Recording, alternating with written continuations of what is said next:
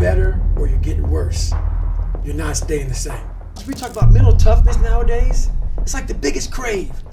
When I grew up, it was just suck it up. When life has you gripped in a vice and you can figure that out, I want to be comfortable. You want to be comfortable? Yep. Because David Goggins was weak. When you get comfortable, Goggins starts to die. I want everybody to feel uncomfortable around me. Is there more to this horrible feeling of feeling like a loser? You didn't win because you allowed life to interfere with that one shot.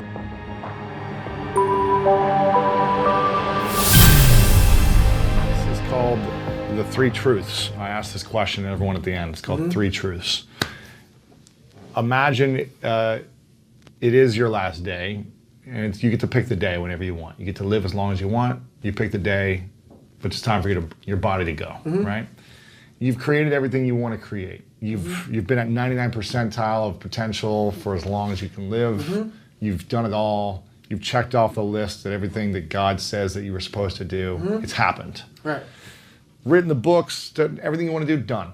But for whatever reason, you've got to take all of your written word and videos and audio stuff that's out into the world, you've got to take it with you. But you get to write down on a piece of paper the three things you know to be true about all of your experiences. And this is what you would leave behind. The three lessons, or what I like to call the three truths. What would you say are your three truths? The first one is, you are your own hero. You are your own leader. You are your own master. And that is a big one because we idolize so many people and we want to be them. We want to be someone else. And in doing that, you lose all the potential of who you are. You mimic, you be them, you are them, you become them, and you lose you. And we look up to so many people in this world who will let us down. We're humans. I'm going to let you down. You're going to let somebody down. If you put them on a pedestal, you then lose time when that person comes up and lets you down. You must hold yourself accountable, and being your own hero, that's what that does. You make yourself so totally accountable for who you are. You focus on you and only on you to become the best person you could be for others. Because we leave a lot on the table, not searching who we are. And then therefore, you die not knowing your greatest potential. Right. That's one. That's one. The next one I would say is, the biggest one I would say is never pick the easy road. Never. Never. And it always goes back to kind of the hero mentality. Never pick the easy road. Ever in your life. That is the one road that is doom. It is doom. If you want something like 6-minute abs, all these different things, if you want it so fast, you may achieve what you wanted, but you want the permanent fix. The permanent fix comes from the hard road. The hard road gives you permanent results. The easy road gives you the quick fix. You will go back to where you started on the easy route. That hard route is so permanent that it ends up callousing you everywhere. Everywhere. You keep a six-pack forever. You keep it. You keep it. Because you know the work that goes into it. Yeah. And the last one is, when you get to where you want to go in life, when you finally get there, you finally reach that point, and you're there, and you're happy as hell, realize this: you're not there yet. When you get that feeling that you arrived, be afraid. Right. Be truly afraid, because now you start to do this. Slowly die. Slowly die. Either you're getting better or you're getting worse. You're not staying the same. Yeah. So when you get to where you think the journey is ended, and you're sitting back and you're like, I arrived, I'm on Mount Everest. I climbed 29,029. Yeah. The best thing to do is fall back down that damn mountain as fast as you can and start climbing. Find the next climb. Find the next climb. Yeah. I would achieve all my athletic goals for years and then 10 minutes later be the angriest person That's in right. the world. So angry and frustrated, nasty with people. Yep. And I would delay my gratification for years to achieve what I wanted. That's right. And I never understood that either. Being a perfectionist is the worst thing that can happen to a person. You never live. Like when I lost that 106 pounds in like 2.5 months, whatever it took me, that was the biggest trophy of my entire life. I didn't care if I graduated Navy SEAL training. I didn't care. What I just accomplished in that time frame, it's massive. Yeah. I don't know. There was no trainer. There was no like. And what's funny about this, we talk about mental toughness nowadays. It's like the biggest crave. When I grew up, it was just suck it up. Yeah. It was just make it happen. Yeah. You had to figure out. It's called figure it out, man.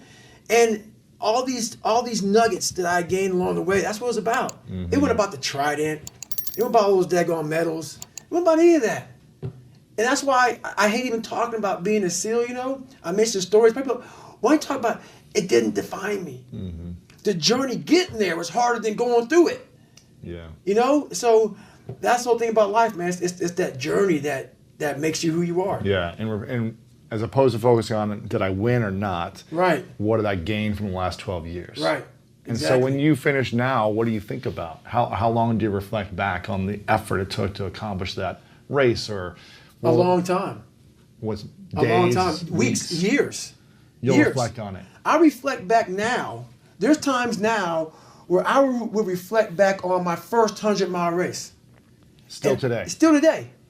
And it'll give me the same exact feeling. Because what I did in that first race, when I was undertrained, I did it on 4 days' notice. I hadn't run more than, I think, 20 miles the whole year. And I did it to raise money for this foundation. to try to get in the bad water. What I had to pull out of myself on that so that's where that book, Live with the SEAL, kind of originated. Jesse Itzler saw me at this race. He was racing too, right? Yeah, but he did it as a team. Right, you did it alone. I did it alone. Yeah. And that's what I talk with people about, man. I spent so much time, people always like, why do you run so much? You try to get in shape. No, the things I do in life, most of life, you're alone. You may have a whole support crew around you, but up here, you're alone. Most of the stuff I do, I'm training for those moments. Those moments when I was at mile 70 and I had 30 more miles to go and I crapped up my back and pee and blood down my leg. I had 30 miles to go. There's only so much someone cheering can do for you. Right. When you start to dive back in the cellar of your mind and you're pulling out all these tactics, all these mental tactics to get through this 30 miles when you're in the worst shape of your life and no one's coming to save you and you get through that. I want to go back there. Like when I got done with that race, I laid in the tub and my ex-wife helped me get up the stairs. And I'm laying in this tub and Coca-Cola's coming out of me. Just looks like dirt. And she's a nurse and she's freaking out. And she puts the shower on me and I'm looking at her and all I want to do is call the race director up of Badwater saying I qualify for the race. And she's thinking we got to go to the hospital. So, she's calling my mom and my mom has a doctor friend of hers who's over and they're freaking out. And I said, everybody, just shut up. Wow. Shut up. I'm in the worst pain of my entire life. And no one would ever understand this. No one. When you've gone that deep inside yourself and all those feelings of pain that I had, I was in the worst pain of my life ever. And some people think, man, you're just crazy. No. When you've done that and you've figured out so much on your own and all that pain and discomfort I had in that tub laying there, passing out, everything was confirmation of what I just figured out. I just figured out the code. I figured out a code that many people aren't looking for. And I want it to be known. I want that feeling. This was confirmation. This was like a scientist's notes. The notes were here. The notes were all this feeling. It was a confirmation. And no one at that time could understand what I just done. I cracked the code to human potential in myself. And I was still like, oh my God, like this is unbelievable what I just did. So it's that quiet place. Wow. It's that place by yourself. It's those hours and years and decades by yourself in the grip of life. When life has you by the throat and choking you out, and you're sitting there calm because you're trying to figure it out. You're not panicking. You're not quitting. You're not throwing in the towel. You're saying there's a way around this. And when you figure it out, when life has you gripped in a vice, and you can figure that out, that's when you overcome. That's when you overcome. And that's why that one moment for me in that tub, I didn't want anyone to take away from me. Wow. This is crazy, man. I love this. Do you have any fears today? I do have a lot of fears today. But it's hard for me to call them fears anymore. Yeah. I don't use that word anymore. They're almost like it's another challenge. Yeah. Because anything that makes me feel that fear feeling is going to get overcome. You go do it. It's going to get conquered. That's almost like fear is my ultimate guide. Of where you're supposed to be Of where going. I'm supposed to be going. Yeah. It's my ultimate guide. So What's the big challenge then for you then? The biggest challenge for me is always going. I want to be comfortable. You want to be comfortable. Yep. You want to sleep in a nice bed and relax. I'm a normal human being. You want to chill out. Yeah. I want, and the time is going to come. There's time for everybody to get civilized. The worst thing in life that happens to a man is they get civilized, or a woman, anybody. Yeah. Because you lose the hunger for life. You think you've arrived, and once you have I've arrived mentality, that's my biggest fear. Is I get to the point where I'm at that point where life has come to me, and I have that feeling of I've arrived. I now know my life, for what I know it to be, is over. Even though that's where comfort is and everything else, I found the most life in the most uncomfortable places in the world. I was the most the Goggins that I invented, because David Goggins was weak. I never want to get rid of Goggins. The guy I created, that weak person that used to be, the guy I created that can handle anything. You don't want to let go of that guy because you realize that guy was made. You weren't born him. And that is, when you get comfortable, Goggins starts to die. He starts to die. That one creature from the Black Lagoon that can live in a sewer, that can eat rats all day, that doesn't need water, that doesn't need sunlight, that doesn't need nothing. He can just live because he knows he can. That's a powerful human being that you never want to. It's in everybody. That's the scary thing that's what makes me so upset, man. Is that everybody wants to put this daggone label on me. They forget the first 3 chapters of my book.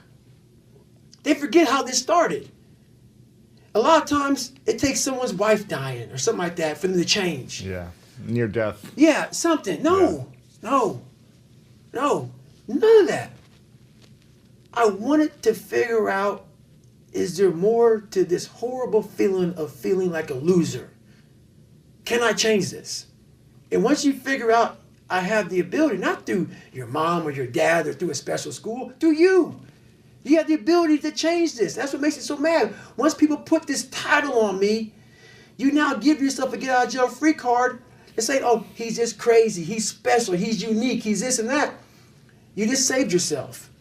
From not having to do the work. From not having to do the work. Yeah. And that's why I want people to hear my story. I'm trying to take away all that bull crap that you want to put on me. I'm trying to make you suffer up here to know what, my God, man, he really had a hard way to go. Wow. There was nothing special about him. He wasn't talented. He wasn't gifted. He wasn't nothing. He wasn't nothing, and he made it. I want everybody to feel uncomfortable around me. That's it. Because I want you to go home and think about yourself. Yeah. Think about yourself, man, because you're leaving so much on the table for the possibilities of what you can be. Final question is, what's your definition of greatness? You know what? My definition of greatness is this. It's not a definition, it's an example. This is greatness. True greatness. Let's say that I'm the greatest tennis player of all time. Okay? Let's say that. I hate tennis. Yeah. Let's say I'm the greatest tennis player of all time. And I did 22 years. I run all the Grand Slams. I beat Roger Federer. I am the best ever. And we're having an interview. And you're talking about my greatness, what I achieved. Now I'm retired. Don't play tennis anymore. Haven't touched a racket in years. And you're making me go back through my life. You're kissing my butt about how great I am. And I'm answering your questions. Every question I'm answering it. I'm with you. But in the back of my mind, all I'm thinking about is all the times I could have won those matches that I lost by not bringing my best mindset. You're haunted by all the opportunities that you missed by not bringing your best at that time. When you could have won, but you didn't win because you allowed life to interfere with that one shot. When you're sitting there getting ready to serve for the match and your mind is not thinking about where that ball placement needs to be, but it's thinking about your family this or this at work or that at work. That's greatness. Greatness is your recall on every single shot that you missed throughout a 20-some year career. Every shot, you can go back and say, I was here. This person was in the red shirt there. Greatness is being so aware of the time of life in the second that went by, and you can recall it like it was yesterday. Greatness is being able to go back there, not making that same mistake again, and being haunted by it. That is greatness. David Goggins shares his 3 truths during a segment called The 3 Truths. Be your own hero. Goggins emphasizes the importance of being accountable to yourself and not idolizing others.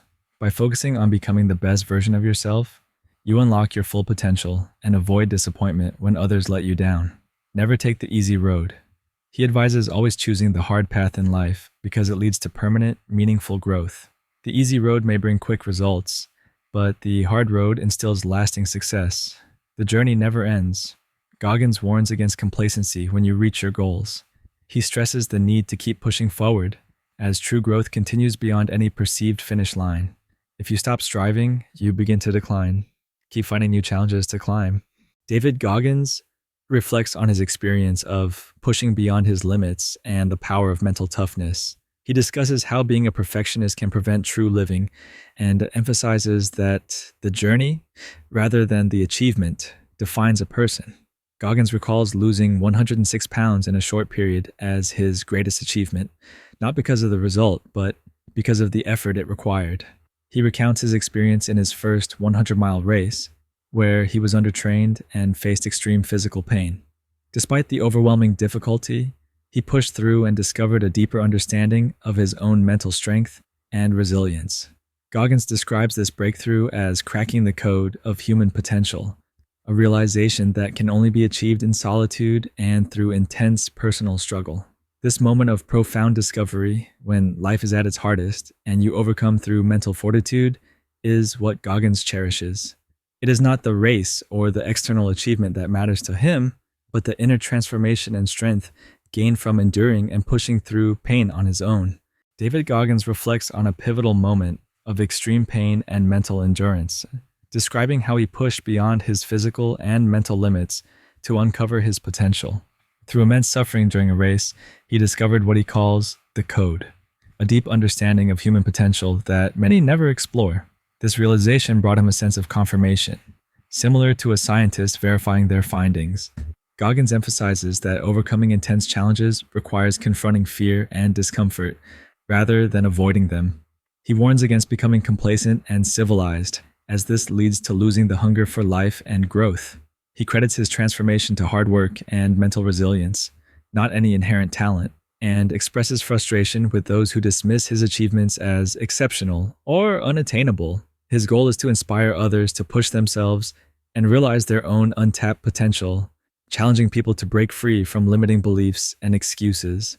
David Goggins defines greatness not through accolades or titles, but through an example of relentless self-awareness and reflection. He imagines being the greatest tennis player of all time, having won numerous championships, but feeling haunted by missed opportunities. Greatness, for Goggins, is the ability to recall every mistake, every moment where you didn't bring your best mindset, and to be constantly aware of where you could have performed better. True greatness lies in learning from those mistakes, not repeating them, and being haunted by the desire to maximize your potential at every moment.